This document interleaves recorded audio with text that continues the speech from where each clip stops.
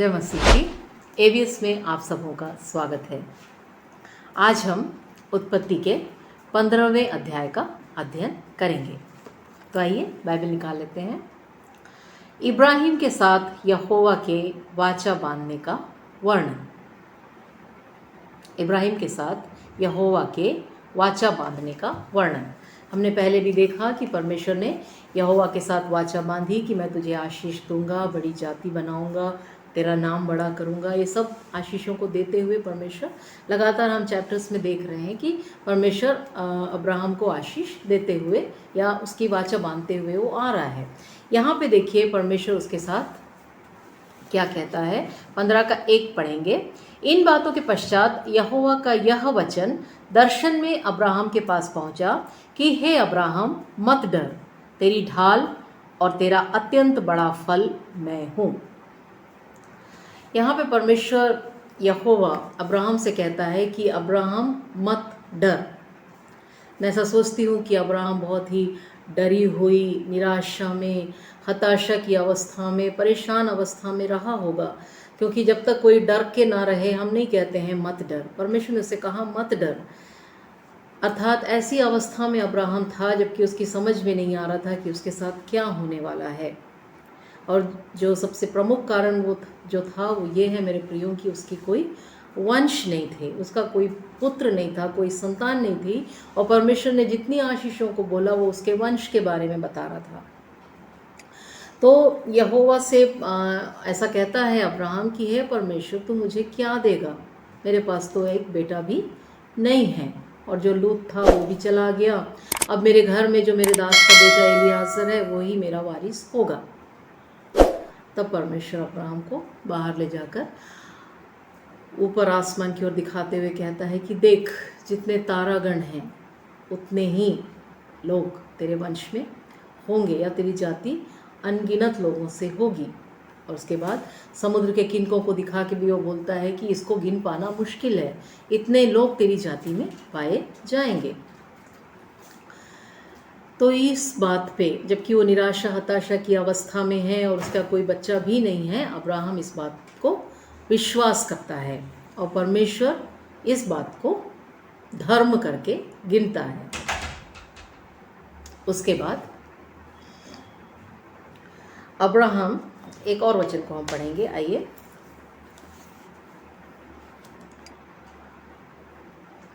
उसका 13 वचन। तब यहोवा ने अब्राहम से कहा, यह निश्चय जान कि तेरे वंश पराए देश में परदेशी होकर रहेंगे और उस देश के लोगों के दास हो जाएंगे, और वे उनको 400 वर्ष तो दुख देंगे। फिर जिस देश के वे दास होंगे उसको मैं दंड दूंगा और उसके पश्चात वे बड़ा धन लेकर वहाँ से निकल जाएंगे। ये एक नई बात को भी परमेश्वर वहाँ बताता है कि उसके वंश के लोग ही दासत्व में रहेंगे और उन्हें परमेश्वर छुड़ाएगा और उन्हें आशीष देगा।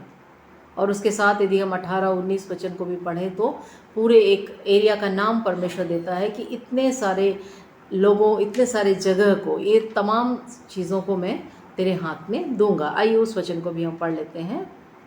18 वचन। उसी दिन यहोवा ने अब्राहम के साथ यह वाचा बांधी कि मिस्र के महानद से लेकर फरात नाम बड़े नद तक जितना देश है, मैंने इसे तेरे वंश को दिया है। इतने सारे चीज़ों को वो उसके वंश में दिया है, ऐसा कह के परमेश्वर इब्राहिम के साथ वाचा बांधता है।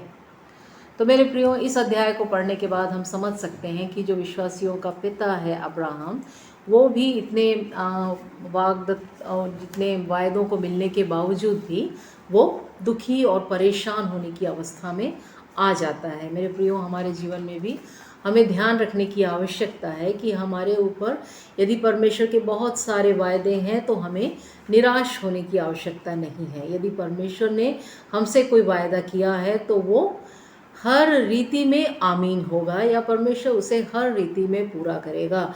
चाहे समय बीत जाए, चाहे हो सकता है हमें लगे कि बहुत देर हो गई, या और किसी प्रकार की परिस्थितियां क्यों ना आए, हमें समझना चाहिए मेरे प्रियो कि जो परमेश्वर ने कहा सो कह दिया वो होगा ही।